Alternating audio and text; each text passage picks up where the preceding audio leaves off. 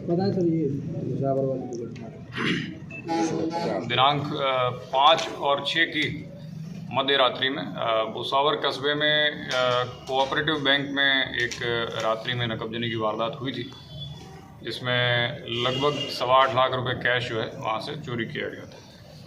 उक्त घटनाक्रम में तत्काल ही टीम का गठन किया गया।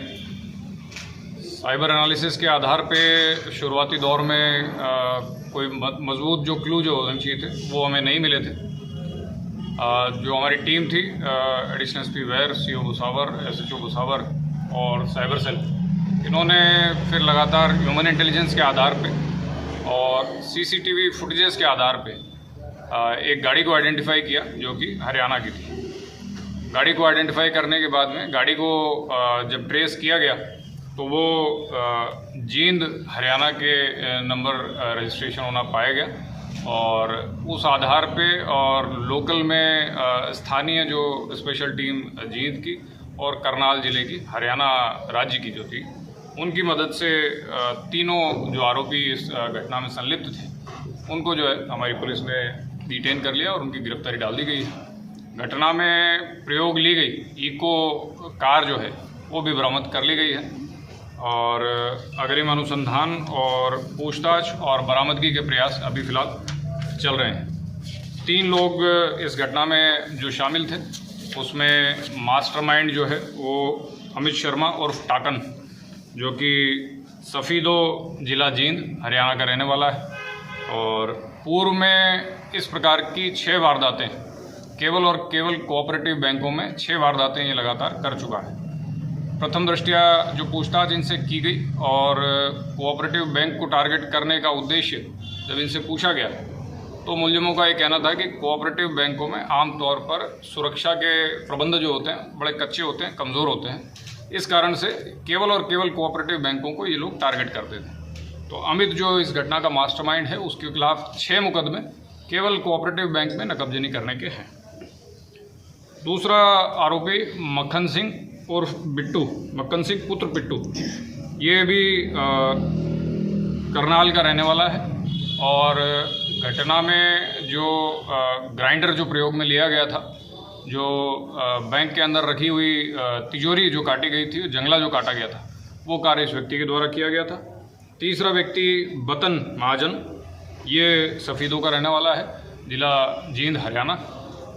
जो वाहन जो घटना में प्रयोग लिया गया था वो इस व्यक्ति का था।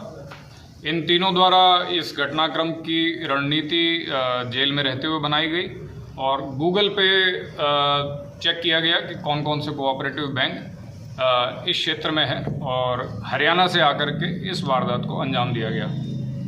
पूरे रूट के सीसीटीवी फुटेजेस हाईवे के अन्य स्थानों के हमारी पुलिस टीम ने खंगाले और इसमें एक लंबी एक्सरसाइज चली और इस सीसीटीवी फुटेजेस के आधार पे ही हम इस घटना को क्रैक कर पाए। सर, तीनों की मुलाकात कहाँ पर हुई बदमाशों की? तीनों बदमाशों की मुलाकात प्रथम दृष्टया शुरुआती मुलाकात जो है जेल में हुई। जेल में ही इन्होंने इस घटनाक्रम की पूरी रणनीति बनाई कि गूगल पे एक लोकेशन देखी, कोऑपरेटिव बैंकों की सूची निकाली, उनकी कहाँ लोकेशन है। गूगल की लोकेशन के आधार पे ही इन्होंने 4 तारीख को इस बैंक की पूरी रेकी की, आकर के चारों तरफ से बैंक को देखा और 5 और 6 की मध्य रात्रि में इस घटना को इन्होंने अंजाम दिया। सर, कोई डिटेक्शन है क्या? बरामदगी है सब कुछ? बरामदगी अभी वाहन की गई है और जो कैश इनके द्वारा बैंक से चोरी किया गया था उसकी भी बरामदगी की पूर्ण संभावना है। सर, रूपबास रुदावल नदवई बयाना क्षेत्र में एक स्पेशल टीम का गठन किया चोरी वारदातों को लेकर, उसको क्या अपडेट है, क्या कार्रवाई हुई है? हाल ही के समय में कुछ चोरियां हुई हैं, जिसमें प्रमुख रूप से कवई नदवई में जो चोरी हुई थी उसमें जो आरोपीगण हैं उनको चिन्हित कर लिया गया है और उनकी दस्तयाबी के लिए हमारी टीमें अभी दबिश दे रही हैं। तो पार्शियल सफलता मैं कहूँगा कि उसमें कवई वाले प्रकरण में हमें अभी तक मिल चुकी है और बाकी जो घटनाक्रम है, जैसे एक चोरी हमारी पथैना में हुई थी, लखनपुर में हुई थी, उज्जैन इलाके की 2-3 चोरियां हैं, रुदावल की एक चोरी है। इनके लिए भी लगातार हम लोग अभी प्रयास कर रहे हैं। जैसा कि इस घटनाक्रम में हमने देखा कि कुछ फुटेज जो हमें अस्पष्ट से दिख रहे थे तो महत्वपूर्ण चीज़ें जो इस पूरे घटनाक्रम में थी बैंक वाली वारदात में, तो अस्पष्ट जो वीडियो फुटेजेस थे उनको AI की मदद से और स्पष्ट करवाया गया ताकि उनके जो विजुअल्स थे वो और क्लैरिटी उसमें दिख जाए और जिससे गाड़ी का नंबर हमें आइडेंटिफाई हो सका।